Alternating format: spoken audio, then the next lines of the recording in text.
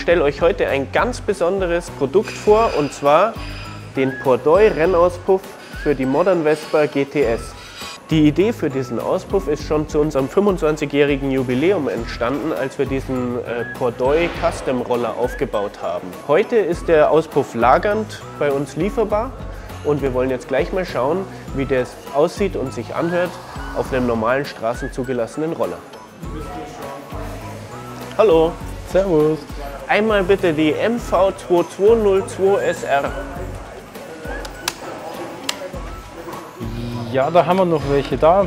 Sollen wir den schnell aus dem Lager holen? Oh ja, dürfen wir mitkommen? Ja klar, kommt's mit.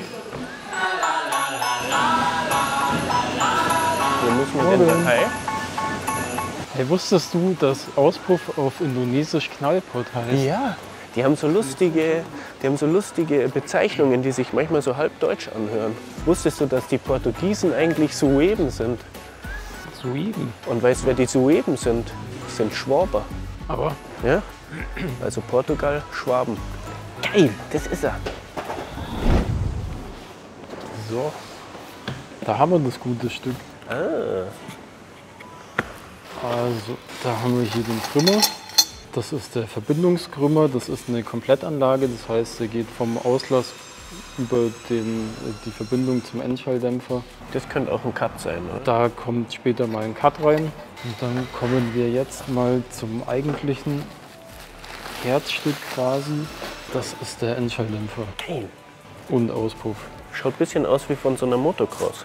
Genau wie bei so einer alten Zweitakt-Motocross, dieser Krümmer-Belly. Hitzeschutz, schwarze Endkappe. Dann haben wir hier die zwei Montagepunkte. Der wird an der Motoraufhängung befestigt. Und dann haben wir hier noch die Federverbindung, die Federhaken, dass man den mit dem Krümmer zusammenführen kann. Die Montage des Auspuffs zeigen wir in diesem Video hier nicht. Dafür haben wir eine extra Folge gedreht.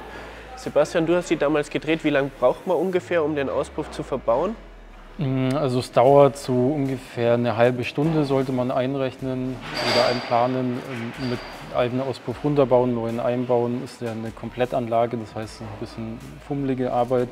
Das geht ja eigentlich dann super schnell. Geht aber super schnell, genau. Ich kann dir das auch gerne mal zeigen, weil ich den draußen an meiner GTS noch dran habe. Dann können wir uns den mal zusammen anschauen. Ja, lass uns rausschauen. Schaut aus wie die Kaskade. Tatsächlich. Das ist ja unglaublich. Aber wir machen jetzt keine Werbung für Vespa-Accessoires. Wo kann man das kaufen? Beim SIP. Ich mache mich noch ein bisschen schön und dann Das fahren ist wir. das Mikrofon. Herr Bauch. Da ist das Ding. Ah, geil. Ist auch schon ein bisschen benutzt oder bist schon damit gefahren? Ja, genau. Also wir haben so einen Lautstärketest mal gemacht und haben... Ah, stimmt, wir haben mal gemessen sogar. Genau, haben verglichen, welcher lauter ist, also Malossi-Auspuff, den Auspuff und Originalauspuff. Boah, das hast du alles an einem Nachmittag hin und her gebaut, gell? Ja, genau. Aber es war lustig, war ein guter Nachmittag. Ergebnis ist, dass der eigentlich zwischen dem Malossi und dem Originalauspuff ist, also ein bisschen unter dem Malossi von der Lautstärke. Das heißt also, es ist wirklich im Rahmen. Bei den alten Vespas ist es einfach, so eine Geräuschmessung zu machen. Da gibt es Vorschriften, man geht auf eine freie Strecke, fährt 50 Meter Vollgas, sagen wir mal, und misst es mit einem geeichten Gerät. Und dann hat man einen Zahlenwert und das ist dann die Lautstärke. Bei einer modernen Vespa aus den 90er Jahren, 2000er Jahren ist es viel schwieriger, weil da muss man den Zyklus offiziell fahren, in einem Labor mit langsam, schnell, beschleunigen, abbremsen und so weiter. Das konnten wir in der Kürze der Zeit noch nicht nachstellen und deswegen gibt es keine total offiziellen Messwerte und eben auch keine ABE.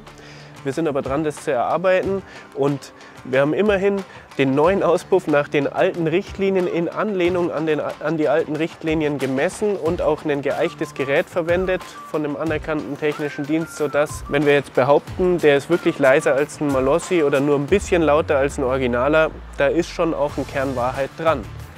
Jo. Sollen wir noch eine zweite Vespa holen zum Vergleich? Stimmt, ja, wir haben in der Werkstatt noch die HPE mit dem Originalauspuff. Die könnten wir eigentlich auch mal gegentesten. Die hier, oder? Ja, genau. Dann können wir da einen ganz coolen Vergleich machen, wie Original und wie der Pordoi-Auspuff klingt. Brauchen wir Helmchen? Ein paar Sekunden später. Dann hören wir uns jetzt erstmal Original an und danach fahre ich los mit meinem Pordoi-Auspuff.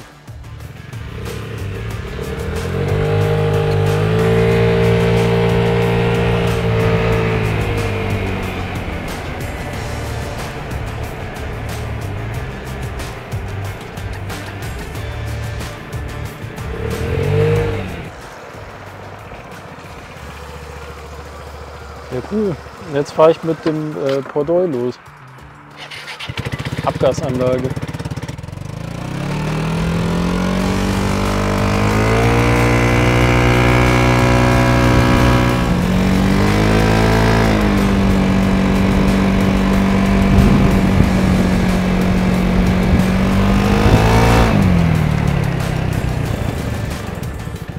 Im Stand hört sich der Originalauspuff so an. Und der Pordoi-Auspuff.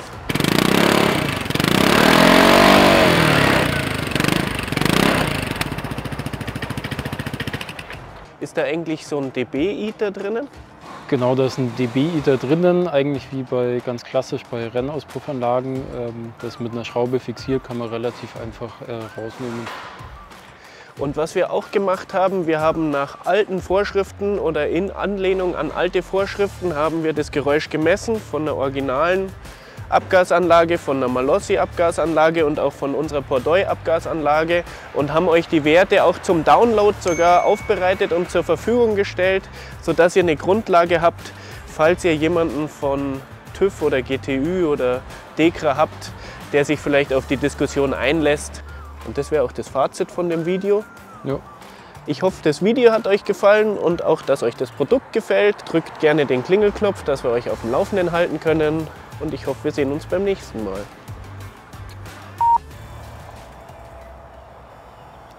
Passt du, ne? Ja. Hör auf. Ich warte nur darauf, dass auch was passiert. Achso, nee, fertig. Oder soll man noch was machen? Weiß ich Soll ich nicht. noch ein Tänzchen aufführen? Ja, mach Ja, mal. er wartet auf den Ein. Kuss. Auf, weg, Stoß.